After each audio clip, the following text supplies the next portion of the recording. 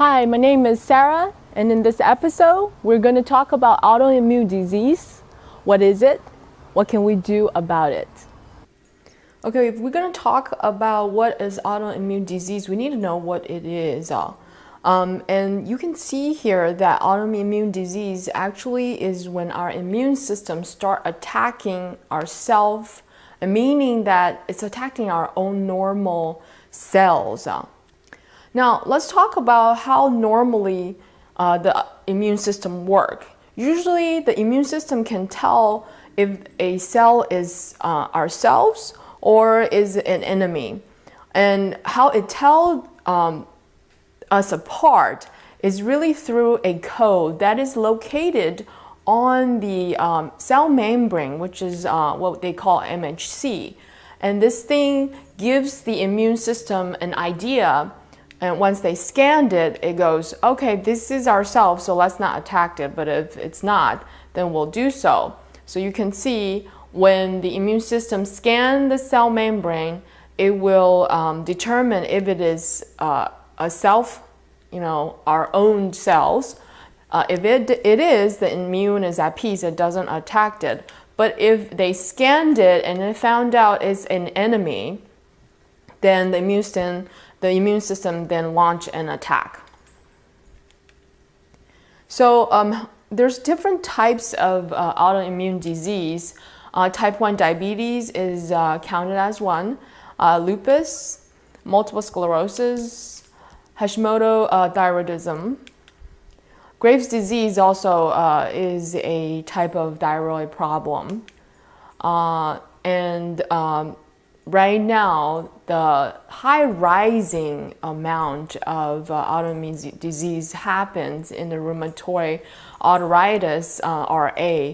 This is the biggest increase in this disease. Aplastic anemia, it's when the blood production is happening, the red blood cells production is having problem. Celiac disease is a digestive system autoimmune disease. So you can see autoimmune disease can happen in various parts of our bodies. But no matter where it is, it has one very, very big common trait. That is, they all are caused by chronic inflammation. So let's talk a little bit about inflammation. We actually heal through inflammation, meaning that if you get a cut, your body has to send in the blood vessel so it could give it cholesterol to make the scars, and then so that part of the body will swell, and then it will become red and swollen and hurt.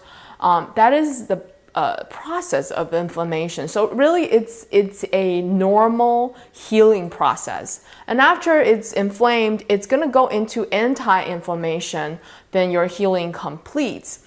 So these processes are led by different pathways of prostaglandin. And so we have a PG1 and PG3 pathways to complete our anti-inflammation pathways. And then we also have PG2 to help us inflame, because we actually need that to heal our bodies. However, if our insulin, we have too much insulin always circulating in our blood, then what's going to happen is the PG3 and PG1, the anti-inflammation pathway will not be able to complete, and it will automatically jump to inflammation pathway to PG2, meaning that you can never complete your anti-inflammation, and it always just goes back to inflaming. Therefore, now you have a chronic inflammation on your hand. And that is one of the biggest cause of the autoimmune disease. Now, what determines the insulin amount in our blood? the determination of our insulin amount in the blood is really our sugar intake. If you eat more sugar, then you have more insulin. That is just the law of the body. And the biggest misconception of sugar is that people thought if you eat chocolate cake, you're eating sugar. But if you're eating whole wheat bread or whole grained cereal, you're not eating sugar. That is absolutely wrong. Oatmeal itself has 61% of starch, and that turns into sugar. So if you calculate all day long along with potato chips, pita chips, bread, noodle, rice, and all sorts of desserts, you are actually eating a large amount of sugar, and therefore your insulin is always circulating too much in your blood, and that is a big cause of chronic inflammation. Another cause of chronic inflammation that is not too much that does not get too much attention is really the medication. Most of the times when we inflame, we take anti-inflammation medications like Tylenol and such. They're the NSAIDs type of medication, or if it is more severe, we're using steroid medication. And if you use these medications in short term, it can put out your inflammation rather quickly. That is the short-term usage. However, most people don't know when you use these medications long-term, their biggest side effect is actually inflammation. So if you use these medications short-term, it helps you to put out fire. But if you use them long-term, then they actually can cause you fire. Another common trait of autoimmune disease is from using the wrong oil or fat to cook, or the oil or fat that you cooked with actually is the wrong quality. And why do I say that? That is because our cell membrane is made of fatty acid. So if you eat the wrong kind of quality of fat or you use it the wrong way, then your cell membrane actually is going to have problems. And we know that the code of whether the cell is a self or an enemy, it is determined by this code. So if your cell membrane now has problem, the quality of the fat you eat is wrong, this code is going to have problems, and your immune system is going to have problem determining if this is really our cell or this is enemy, and it will start attacking the wrong person. So how do you know you are using the right oil? It is actually very easy to determine. If you use a hot or warm mop to wipe your vents, and the oil on the vent comes off rather quickly and easily, then you are using the right fat or oil. But if you have to use something to scrub it off or spray something to scrub off the oil on your vent, then you know you are actually using the wrong oil to cook, or the quality of the oil has problem. Therefore, I myself actually only use coconut oil, lard, or butter, things that has high saturated fat content to use on high heat to cook.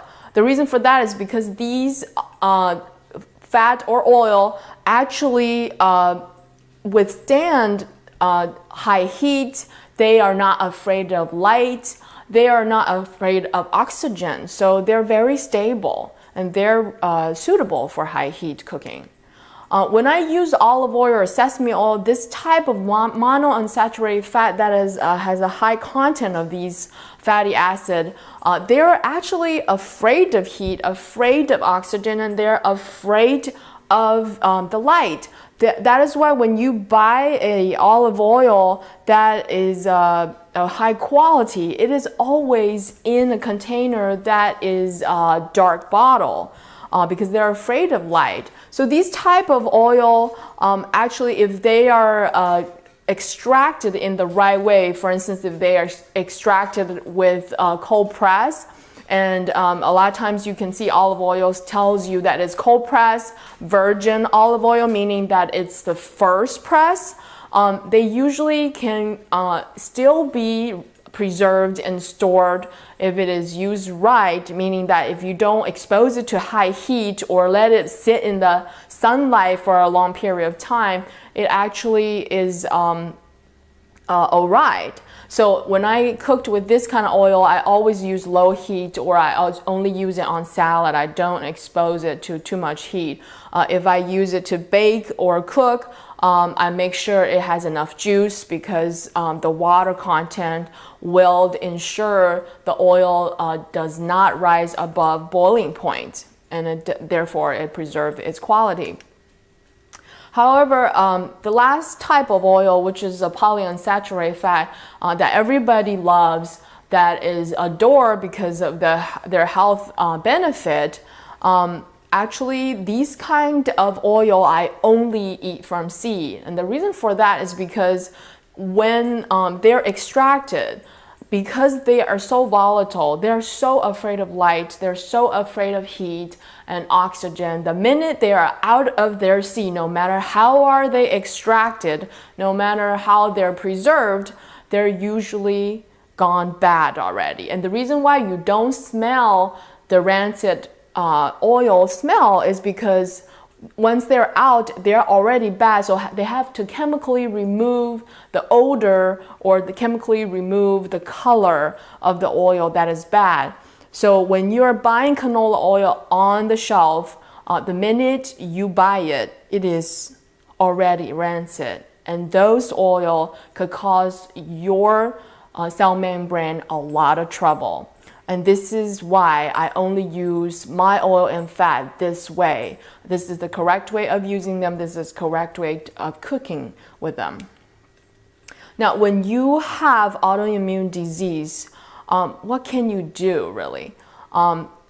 The best thing you need to remember, there's only two things you need to remember. That is, you need to balance your blood sugar. If your blood sugar is balanced, your insulin amount will always taper off. It will be balanced as well. And the only way you can balance your blood sugar is by eating a balanced meal, meaning that if you are eating something that is going to turn into sugar, like rice, noodle, bread, you're always eating some fat or some protein, because these things will slow down the digestion of the sugar, and therefore your blood sugar will be balanced and your insulin amount will not be overly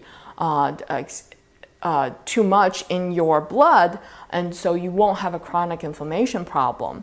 And another thing that you always have to check is the oil you're using. Are you using the right oil? Starting with checking your vent.